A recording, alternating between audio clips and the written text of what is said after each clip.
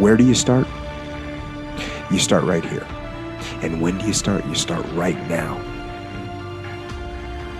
Everybody, at one point in time in your life, to be successful, you have to jump. Jumping is the hardest thing for people to do, but you have to jump. If you never jump, you'll never be successful.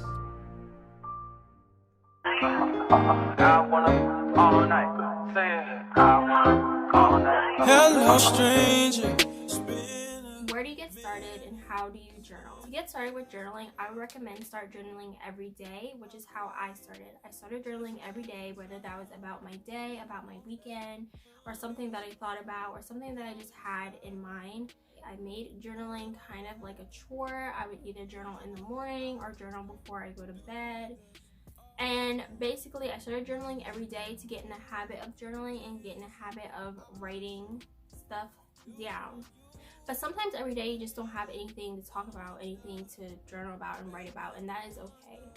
How do you journal? There's really no how do you journal. There's really no rules to journaling. You journal is what you make it and what you want it to be. Now, when I first started journaling, I really had no structure to my journal pages. I basically just wrote a title, the date, and just started writing. Which brings me to my next point, is the structure in your journal. Now, there's no structure for journaling. You can just do whatever structure you want. You can make a list, you can write little phrases, you can write incomplete sentences, which is what phrases are, like little words.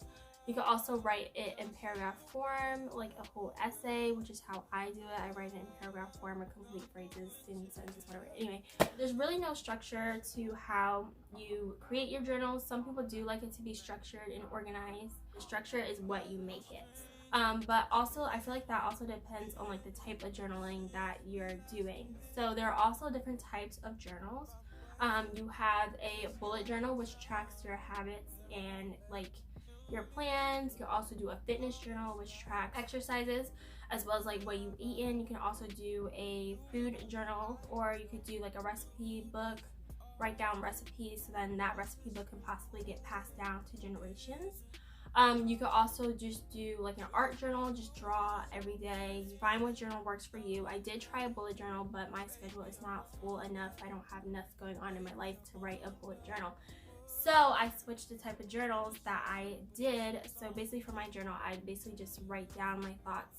For journaling, there are many different ways you can journal. You can journal the traditional way by writing down in a notebook and pen, pencil, whatever. Or you could journal digitally by typing it up. They say writing it down with a pencil, pen, whatever on paper is just much better because you can like actually think about what you're writing. It takes you time to be present in the thoughts, the emotion, you know, as you're writing, instead of typing it up where you can just type it up super fast.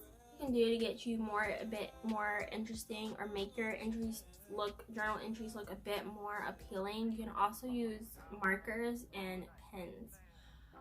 Colorful pens. I know every video says use markers, use colorful pens, blah, blah, blah. However, before I wasn't doing that. I was just like using colorful pens. I would use a colorful pen for this entry, then maybe a couple entries later I'll use a colorful pen. But for the most part, I wrote in black pen, because I don't know, So, but writing in colorful pens and markers actually does make the journal entry a bit more appealing. I've been doing the fancy titles lately, and it's actually just been a bit fun doing the fancy titles because I like creating the little fancy titles, and it just makes the journal entry look a bit cuter to me, in my opinion. So maybe get you some markers and some pens. Even if you're not artistic, you just do like little dots or something, little squiggles around. You can cut and paste little pictures to put into your journal entries. Just make them a bit more appealing, but you don't have to. It could just be plain old words on a page. It's all up to you. The thing is journal prompts. Journal prompts are good, you know, so you can have different things to write about. Yes, you can write about your day, you can write about whatever, just say you're writing about the same thing each time, each day, you know. But journal prompts can get you to think about other things around your life, other little things, and not really write about the same stuff. Plus, I feel like when I write about what I write about, I feel like I'm writing about the same stuff, and I'm just like, I need a new topic to write about, like I need something else to write about. So I'll look up journal prompts to help me think about what else to write about and just think a bit deeper, you know, for my journal. Now, you can get journal prompts from the internet. You can get it from Google. You can get it from Pinterest. You can also get it from TikTok as well, because I do be seeing journal prompts on there too. From one of the journaling videos that I saw, the girl, she basically wrote a bunch of different journal prompts and put them in a jar and just choose them at random. Since I don't really have a jar to put the journal prompts in, you can also create a list of journal prompts and just have Google choose a journal prompt for you. Hey Google, choose a number between 1 and 10.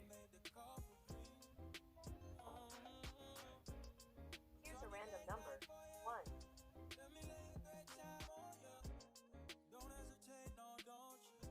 So now let's talk about reasons why to journal. There are many different reasons on why people journal. There are many different reasons to journal.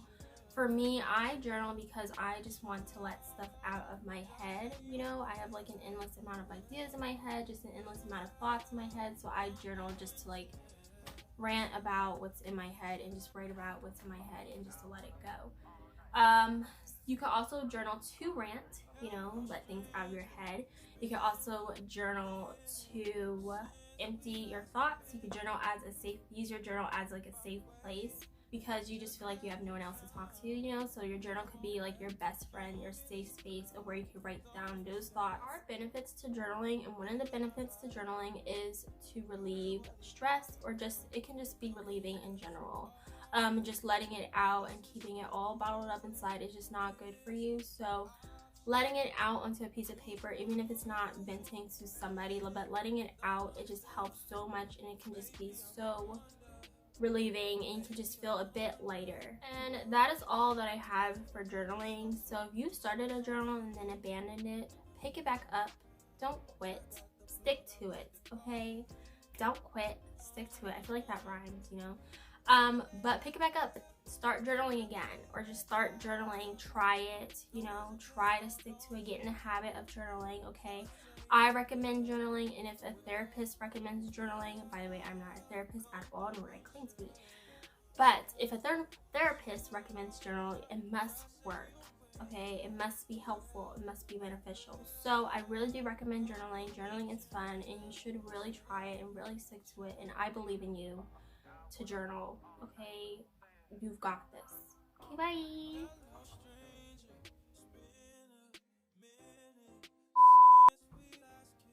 Also, if I look down, I wrote notes for this video. As you can see, I'm in my robe, comfy vibes. Didn't bother getting dressed or ready, anything like that. I feel like I need lip gloss or chapstick or something on my lips because they are like dry. BRB. Be right back, okay? Okay. Anyway,